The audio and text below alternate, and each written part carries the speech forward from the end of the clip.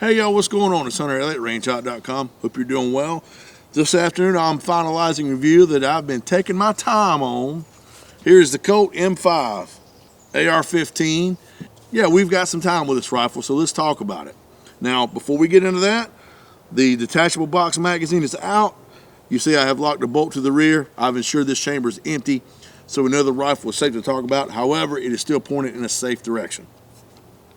First and foremost, let's talk about the specifications. Starting out here, it has a 6-position Magpul collapsible stock, and that's going to give you an overall length anywhere from 32 to 35.5 inches. The barrel length here is 16 inches, and it's a 1-in-7 twist, and it terminates into a A2 style birdcage flash hider. The rifle is made of a 7075 T6 aircraft grade aluminum and has a kind of a, I'm going to say, a matte anodized finish. It does have what's called an extended receiver, and that's going to be similar to the 6940. And that extended receiver does a couple things. A, it's going to use a proprietary larger barrel nut, which is going to just add rigidity to this barrel, helping with accuracy and helping with the free float, as well as it doubles as a heat sink. Now the handguard here is a full-length aluminum handguard, and you can see it is M-lock every which way, except here on the very top, all the way down to the receiver is Picatinny rail, and where the handguard and receiver meet, there's what I'm going to call like a little tongue and groove lock. So that is just going to add quite a bit of rigidity here to your handguard, enhancing that free float. The trigger on this is not bad. It's a little bit better than a duty trigger. It's what I'm going to call a 2-stage. For me, it took up really nice for just a little bit. Then after a little bit of take up, it broke really clean at 6.5 pounds. I don't think I'd want anything much less than 6 pounds anyway. So at 6.5 pounds, I think you're about where you're going to want to be as far as a duty trigger is concerned. Something very noteworthy on this rifle, it is fully ambidextrous. Safety, magazine release, bolt release, all that is ambidextrous. You know, a lot of people are big on that. Either they're left-handed, or as you should train, where if something happens to your dominant hand, you need to be able to work your firearm with your support hand. Troy Industry flip-up battle sights, and these are really, really nice sights, as well as an enhanced Colt Raptor charging hand, and that's kind of an oversized, overbuilt, got a lot of real estate here for your fingers, still easily unlocking. Now you're probably wondering, what's the MSRP? And there you go, there's a little bit of a catch there. MSRP for this Colt M5 is right at $2,000. So you know, if you did a little shopping around, you could probably find it for, you know, several $100s cheaper than MSRP. Colt is synonymous with ARs, and I'm a 6920 man, got a couple of those, and they're nice rifles. But this is like the next iteration of your AR-15. This is what the future is holding now. This is certainly what I would call a more advanced AR. It's going to be geared more toward duty, heavy use. We got about 500 rounds through it so far, and while I realize that's not a tremendous amount of rounds, still through that 500 rounds, we're using 30 and 20 round PMags, as well as 20 and 30 round metal mags. There were no malfunctions, no misfeeds.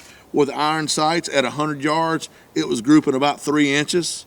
You know, I was told it's a 2 MOA rifle. So with irons, you know, if I'm grouping 3 inches at 100 yards, I could certainly see that. With optics even, probably do a little better than that. While I was doing the review, you know, I myself shot it. I took it down to Andrew Barnes, owner of Barnes Precision Machine.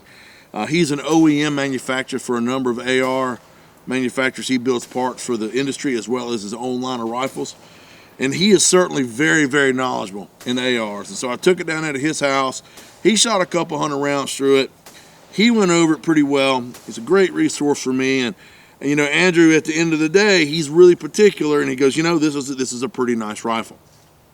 He really liked, you know, the carbine length gas system, liked the way the tongue and groove on the handguard was, liked the ambi controls, thought everything was done pretty slick. His words, not mine.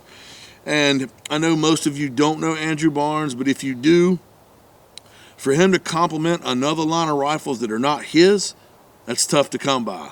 So his seal of approval, truthfully, probably means a little bit more than mine does. But let's continue to talk about the review. It was a few days ago I spoke with a gentleman, Frank, with Rhode Island Police Department, and has a lot of experience with this rifle. And this is his go-to rifle. He's carried it, he's used it, he's trained with it, he trains with it, and he's got a lot of rounds downrange. And he and I had about an hour-long conversation about this rifle, and it was his go-to rifle, and he can pick and choose about whatever he wants. And I can certainly see this as someone looking for something a little nicer, the next level. You know, I'm going to go in and I'm not going to skimp.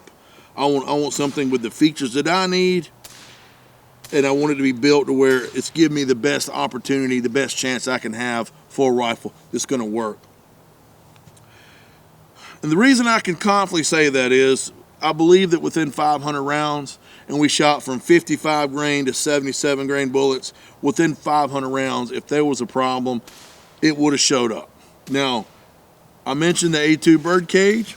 This is the B&T Rotex X. I did a review on this silencer. It QDs to the bird cage, and so I'm gonna say probably at least half the review, or maybe a little bit better than half the review, I was running a can on it. So, you know, my findings are about 500 rounds of various types of ammo, 4 different magazines, with and without a can, no problems. That leads me to believe there's not going to be any problems. So there is no real perceivable movement between the upper and lower, but the pins are not so tight that I have to have a tool to pull them out.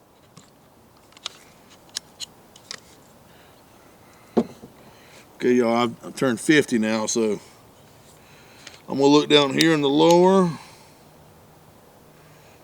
Not too bad. Everything looks to be well. You know, there's the hammer, there's the sear, the disconnector. All the little edges there still seem nice and sharp and crisp. Looking here, it does have the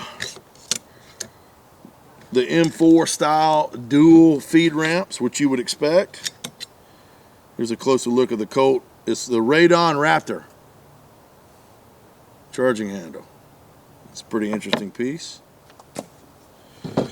All right, now something else. This is going to be the tail. Oh, very well staked. That's important. Now here's something that I like to check on ARs, especially when you got some rounds through them. Not that 500 rounds is a whole lot, but I have the bolt completely extended. I'm going to set this on the table. And if the gas rings are as they should be, it should not collapse. It should be enough friction between the gas rings and the carrier to hold its own weight up. So there you go. You know, this is a good tip for your AR too. You know, every now and again, you should take your bolt carrier group out, pull the bolt out, extend it, and when you set it down, if it falls like that, you need to replace the gas rings. You got something going on serious with the gas rings. So that tells me this is all good to go, no problem with that. However, I would like to just quickly look inside.